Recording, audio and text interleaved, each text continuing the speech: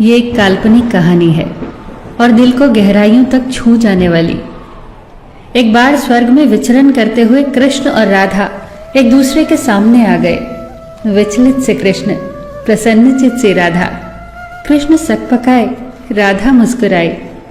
इससे पहले कि कृष्ण कुछ कह पाते, राधा बोल उठी, कैसे हो द्वारिकाधीश। जो राधा उन्हें कान्हा कान्हा कहकर बुलाती थी, उसके मुख से द्वारिकाधीश का संबोधन कृष्ण को भीतर तक घायल कर गया। फिर भी किसी तरह अपने आप को संभाल लिया उन्होंने और बोले राधा से, मैं तुम्हारे लिए आज भी वही कान्हा हूं। तुम तो मुझे द्वारिकाधीश मत कहो। आओ बैठते हैं। कुछ मैं अपनी कहता हूं, कुछ तुम अपनी सुनाओ। सच कहूं राधा, जब जब भी तुम्हारी याद आती थी, इन आंखों से आंसुओं की बूंदें निकल आती थी। राधा बोली, मेरे साथ ऐसा कुछ नहीं हुआ। न तुम्हारी याद आई, न आंखों से आंसू बहा, क्योंकि हम कभी तुम्हें भूले ही कहाँ थे जो तुम याद आते। इन आंखों में तो सदा तुम ही थे। कहीं आंसुओं के साथ निकल न जाओ, इसलिए रोते भी नहीं थे। कान्हा, प्रेम से अलग होने पर तुमने क्या खोया, इसका एक आईना दिखाऊं तुम्हें। कुछ कड़वे सच प्रश्न सुन पाओ तो सुनाऊं। कभी सोचा है इस तरक्की में तुम कितने बिछड़ गए। यमुना के मीठे पानी से जिंदगी की शुरुआत की और समुद्र के खारे पानी तक पहुंच गए। एक उंगली पर चलने वाले सुदर्शन चक्र पर भरोसा कर लिया और 10 उंगलियों पर चलने वाली बांसुरी को भूल गए। कान्हा, जब तुम प्रेम से जुड़े थे तो जो उंगली गोवर्धन पर्वत उठाकर लोगों को विनाश से बचाती थी, प्रेम से अलग होने पर वही उंगली क्या क्या रंग दिखाने लगी। सुदर्शन चक्र उठाकर विनाश के काम आने लगी। कान्हा और द्वारिकाधीश में क्या अंतर होता है बताऊं? कान्हा होते तो तुम सुदामा के घर जाते, सुदामा तुम्हारे घर नहीं आता। युद्ध में और प्रेम में यही तो फर्क होता है।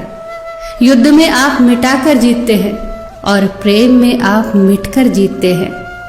कान्हा, प्रेम में डूबा हुआ इंसान दुखी तो रह सकता है, पर किसी को दुखी नहीं कर सकता। आप तो कई कलाओं के स्वामी हो, स्वप्न दूरदृष्टा हो, गीता जैसे ग्रंथ के दाता हो, पर आपने ये क्या निर्णय लिया? आपने अपनी पूरी सेना कौरवों को सौंप दी और अपने आप को पांडवों के साथ कर लिया। सेना तो आपकी प्रजा थी, राजा तो पालक होता है, उसका रक्षक होता है।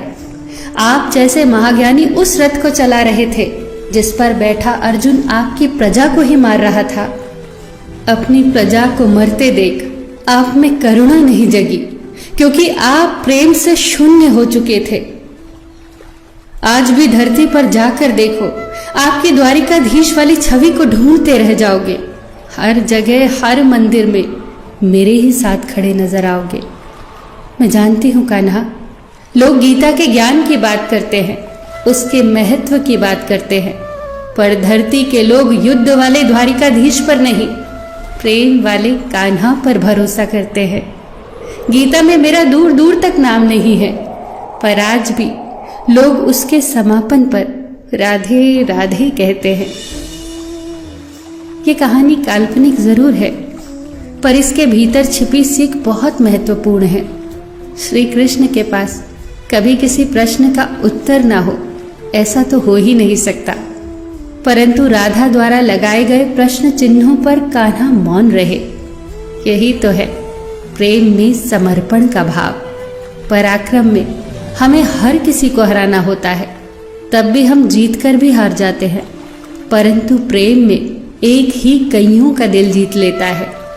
सही कहा है कि छोटी सी उंगली पर पूरा गोवर्धन पर्वत उठाने वाले भगवान श्री कृष्ण छोटी सी बांसुरी को दोनों हाथों से पकड़ते थे। फिर मिलेंगे दोस्तों अगली कहानी के साथ। तब तक के लिए अपना ख्याल रखना और हमेशा मुस्कुराते रहना।